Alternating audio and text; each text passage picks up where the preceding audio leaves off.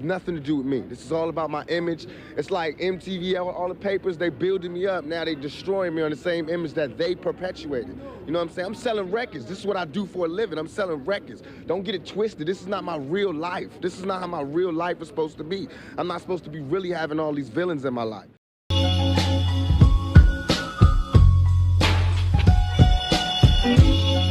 Hello everybody, welcome back to my channel. If this is your first time seeing my darling face, then my name is Taryn. Welcome. I hope you stay a while, get cozy with me, get familiar with me. Today's video is going to be a little bit different from the content that I usually do, but I really want to start getting in front of the camera and talking. I had this grand idea to do like conspiracy theories, but I wanted to do Black conspiracy theories because I have a whole list of them and I want to get into them. And I did a quick YouTube search to see if anybody's ever done this, and I don't see anything. Somebody is doing this, shout out to you.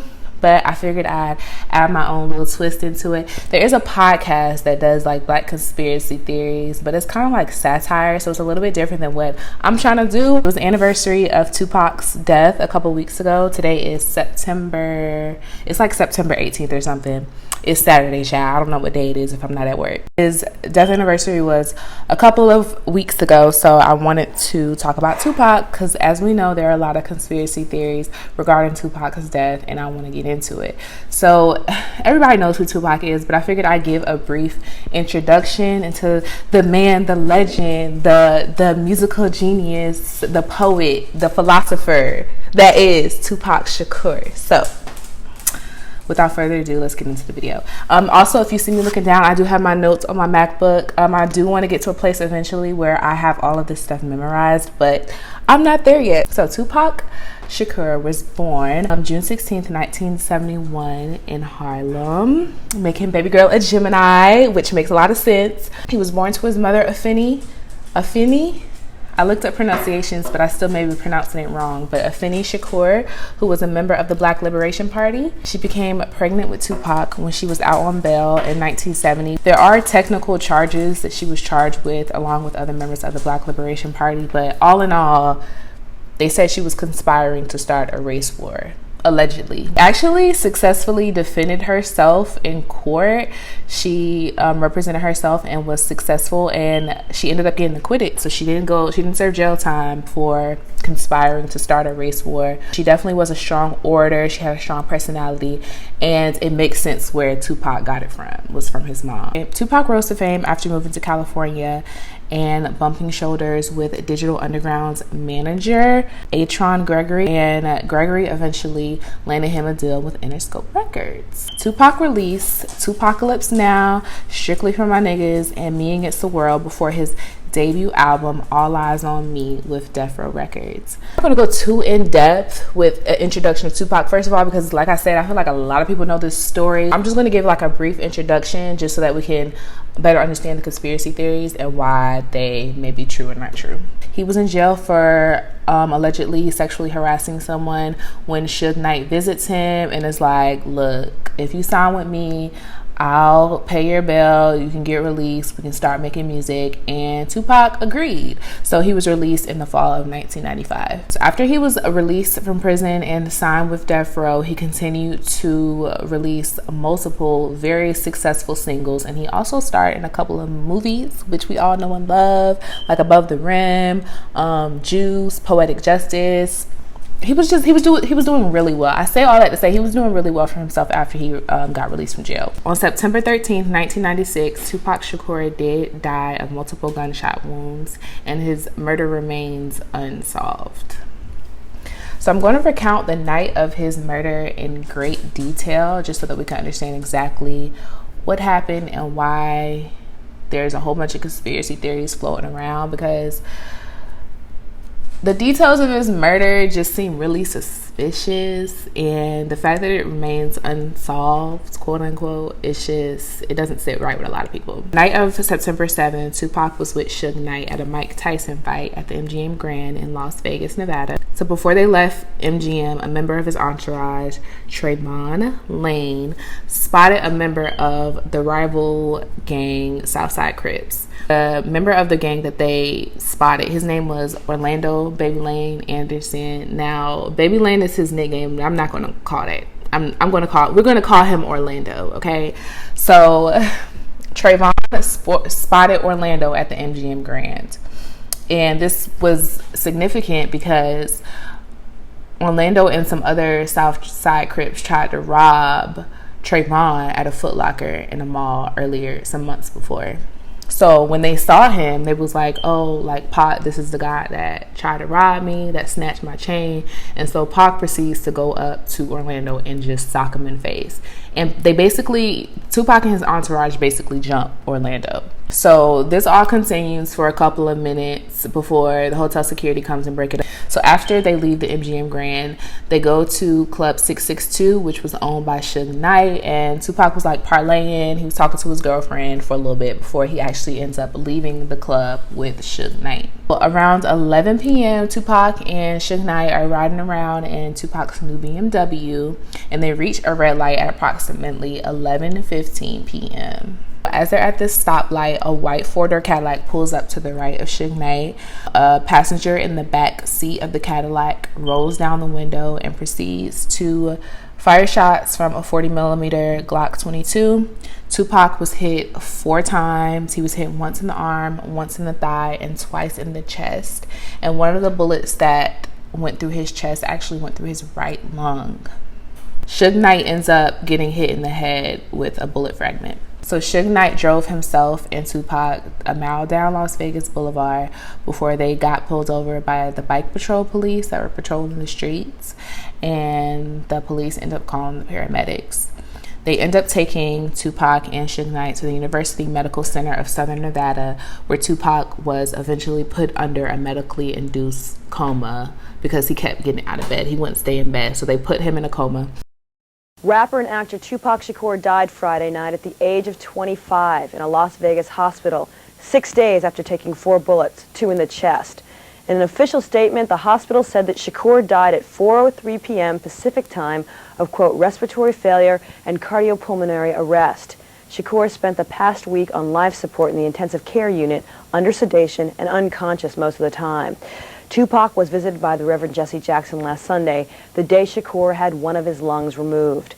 The fatal gunshots were fired on the night of September 7th from a Cadillac that drove alongside the BMW in which Shakur was being driven from the Tyson-Selding boxing match by Marion Suge Knight, the head of his label, Death Row Records. Police still have no leads on suspects or motives as we went to press.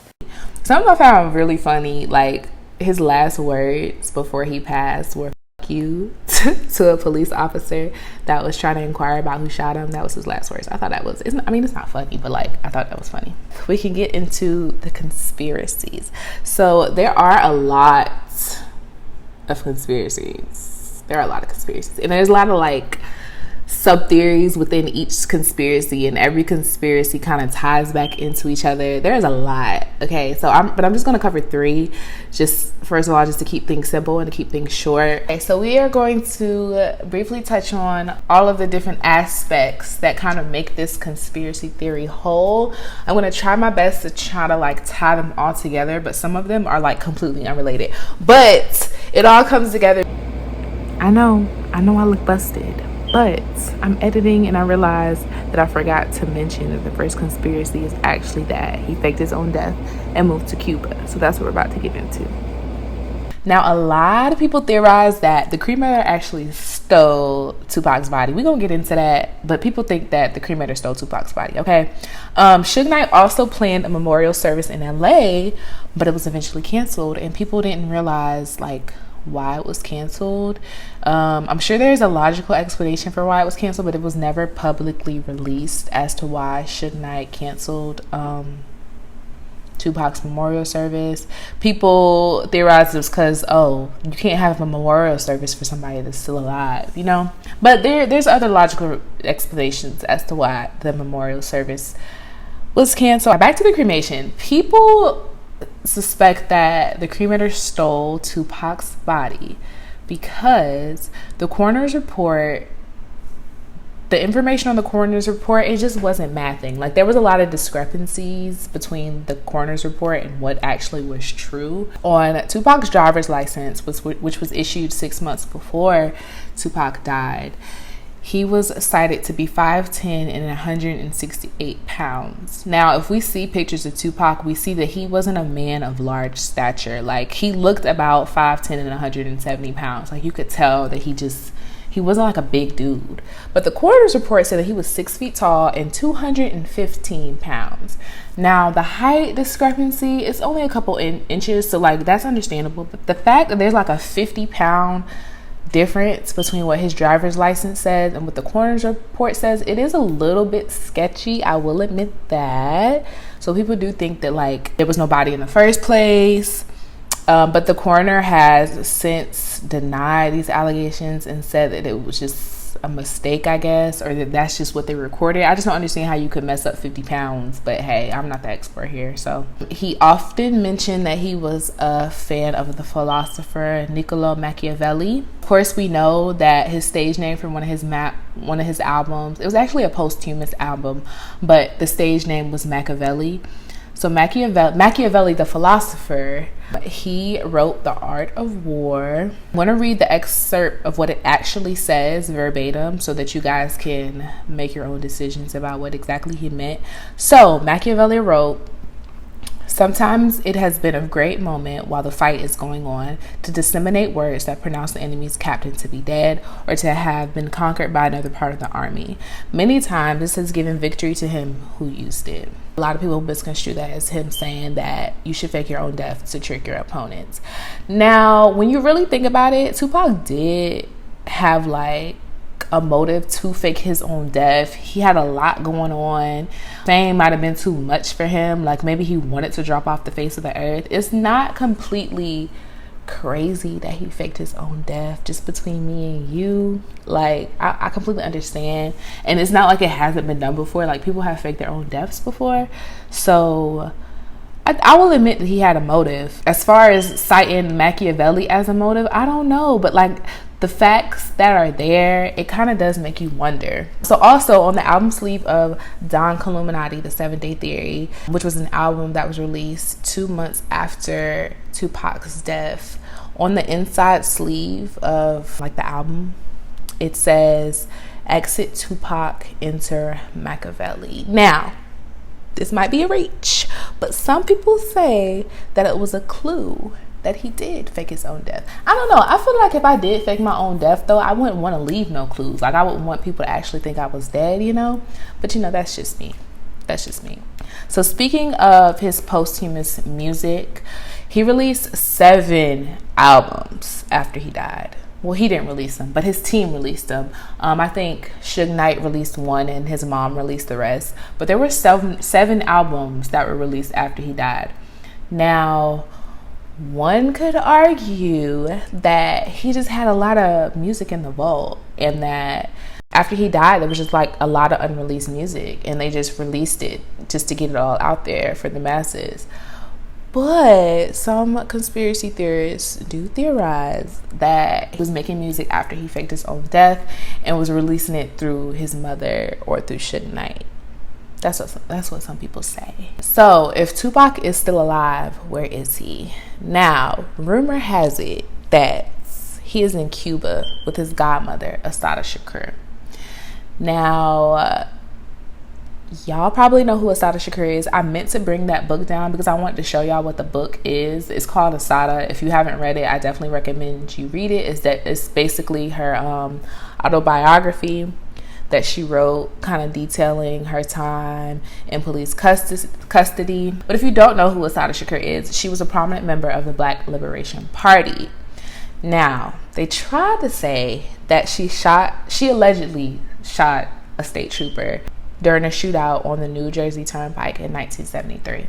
So she was wanted by the FBI and she fled, and she was actually granted asylum by Fidel Castro in Cuba, which is where she allegedly lives today. She's still wanted by the FBI. There's like a couple $1 million bond on her head to like get her back to the United States and get her in custody, because she's like on the FBI's most wanted list. But between me and you, Assata is never gonna get captured. Like, I just don't ever see it happening. But people do think that Tupac is in Cuba with Asada. Talk about Suge Knight for a little bit. Suge Knight isn't my favorite person. I don't think Suge Knight's anybody's favorite person. But there's also conspiracy theories out there that Suge Knight had a lot to do with Tupac's murder as well. We're not going to get into those today just because, like I said, if I touched on every single conspiracy theory, we would be here for hours. But there are some people who theorize that Suge Knight had a lot to do with his murder as well.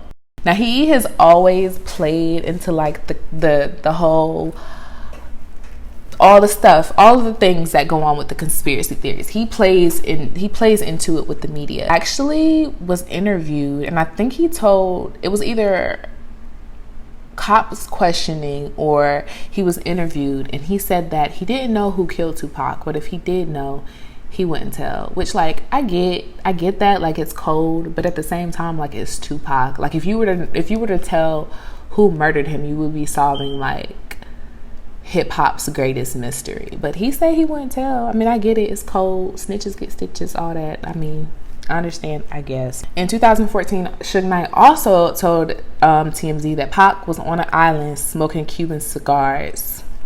But Suge Knight might be trolling. Like, we don't know. We don't take Suge Knight seriously. There also are multiple reportings of people seeing Tupac in Cuba. I don't know. I feel like this theory is very interesting.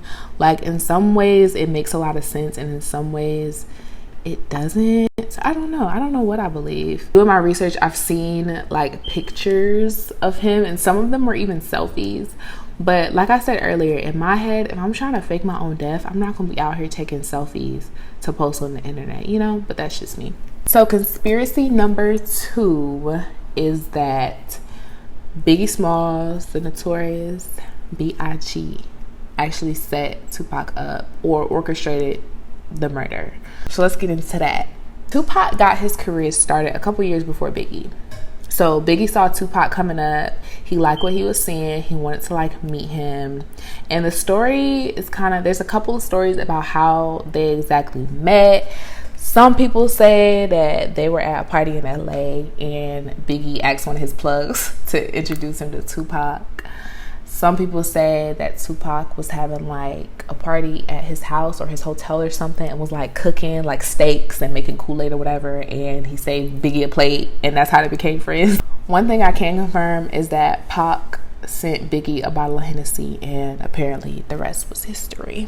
They were friends, like they would see each other when they were in each other's city. So they built like a pretty solid friendship. Biggie eventually asked Tupac to manage him, but Pac kind of wanted to keep things like, he wanted to keep business from pleasure. Like, he valued their friendship and he didn't want to mix the two.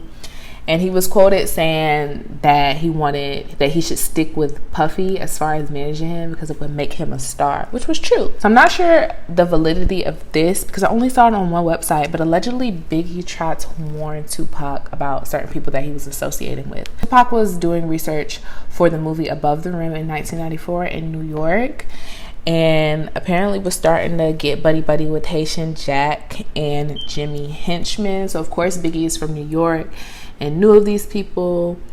Their reputations preceded them. So Biggie allegedly was like, watch out for these people. You might not want to be friends with them. And it was to no avail because apparently Tupac didn't listen.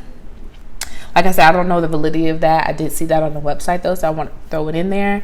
But that was where the tension started. It wasn't really tension, but it was kind of like, you know, they were looking at each other like, the big event that caused like a definite rift in their relationship was when Pac got shot the first time. So on November 30th, 1994, Pac was called to Quad Recording Studio in Times Square so that him and Biggie could work on a project together for another rapper by the name of Little Sean.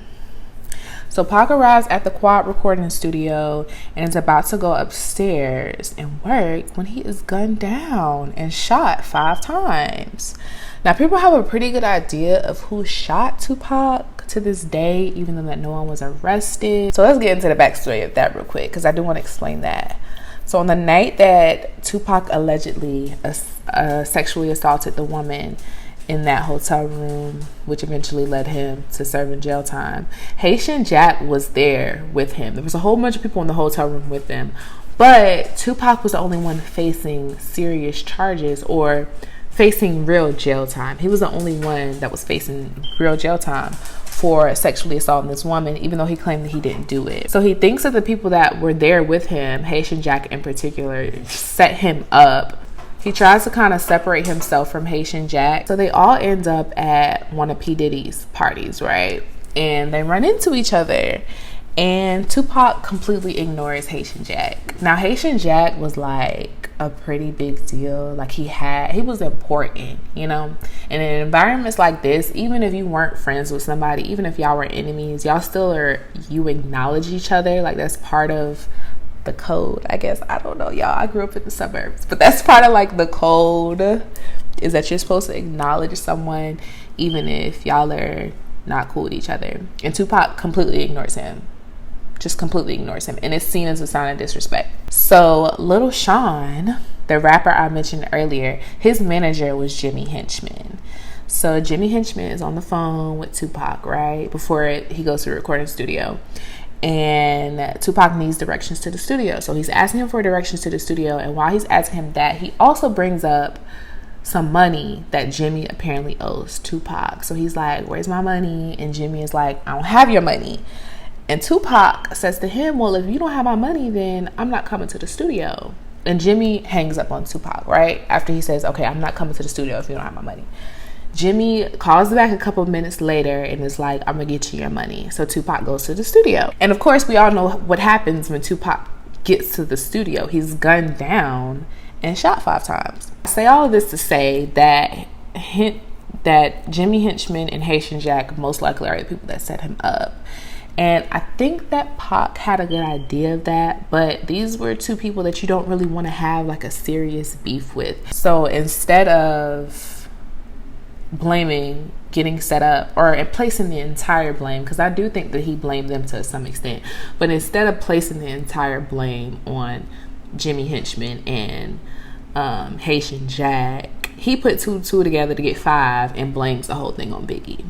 He thinks that Biggie and Puff Daddy set him up. But like I said, it's high. I don't think that it's true.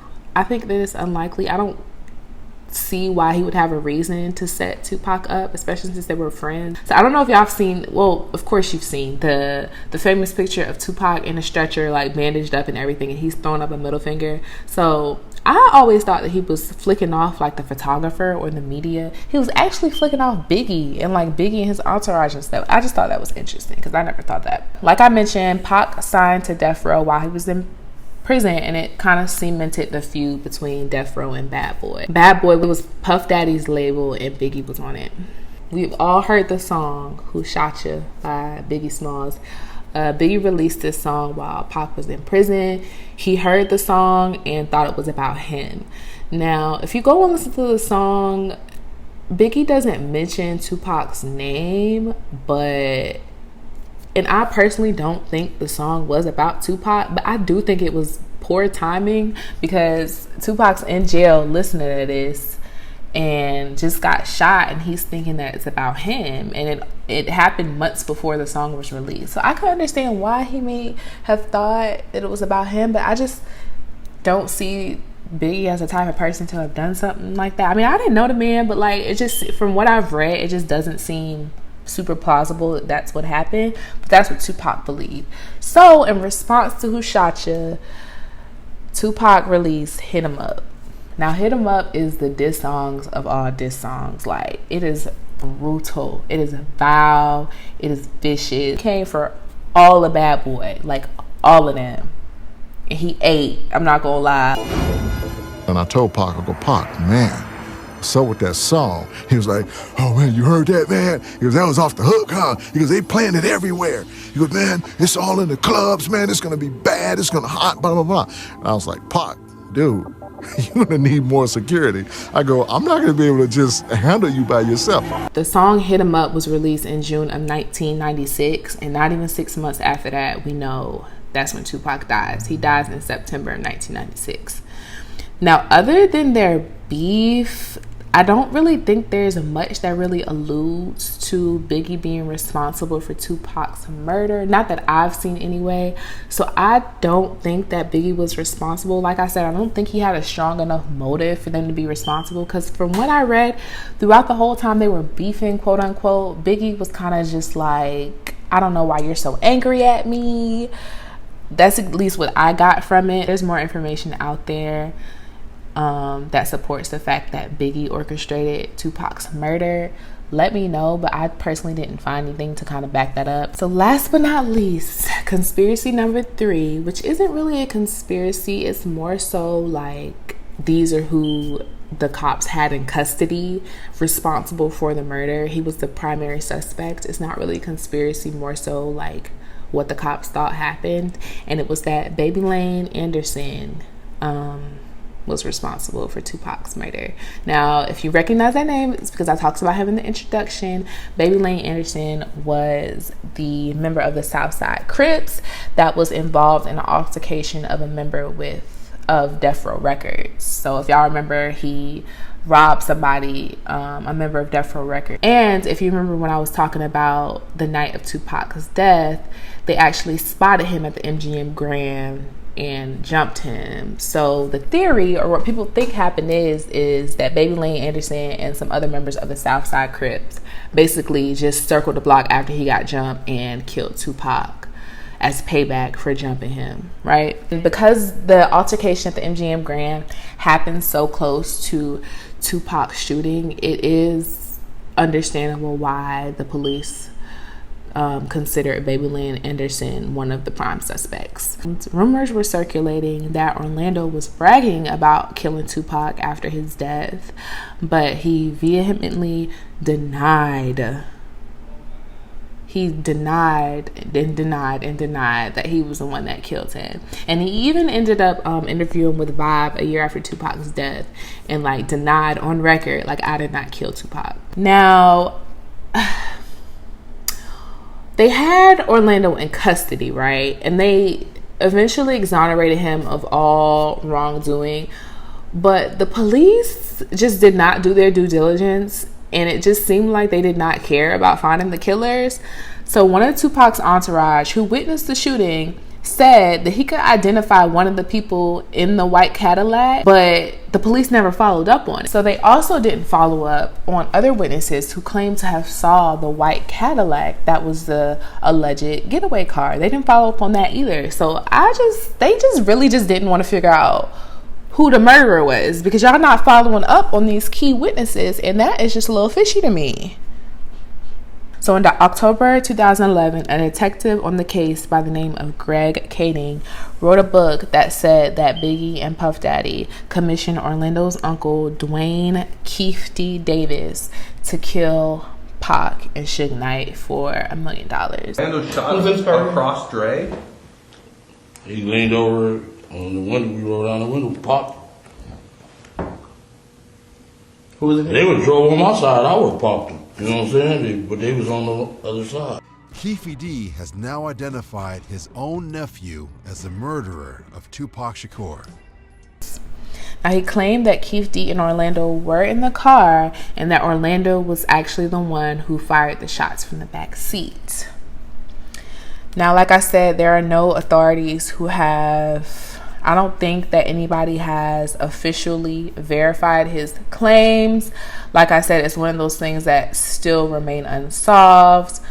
I don't believe Biggie and Puff Daddy have anything to do with it. I believe Biggie was somewhere on the other side of the country recording music, if I'm not mistaken. So I don't know. All in all, this is just, I don't know. It's just so unbelievable to me that they just haven't found who killed him. And it's like, I know people know, but people just aren't talking. And like I said, I get it, like it's code or whatever, but This is like one of the greatest mysteries of like hip hop, and nobody knows apparently. It just doesn't make sense to me. To be honest, if you ask me the conspiracy I believe and what I think actually happened, I think that the Southside Crips were responsible for it, and that Haitian Jack and the Jimmy henchmen like might have been in cahoots with the Southside Crips to have Tupac killed. Now, I did follow up to see if Haitian Jack spoke on whether or not he had anything to do with it, and he said that he didn't. I believe he was deported. I think Haitian Jack was deported back to Haiti, and I think Jimmy Henchman is serving like a life sentence in jail for some other stuff. If y'all have heard any other conspiracies, definitely let me know, because this, like doing the research for this, like I really fell down the rabbit hole.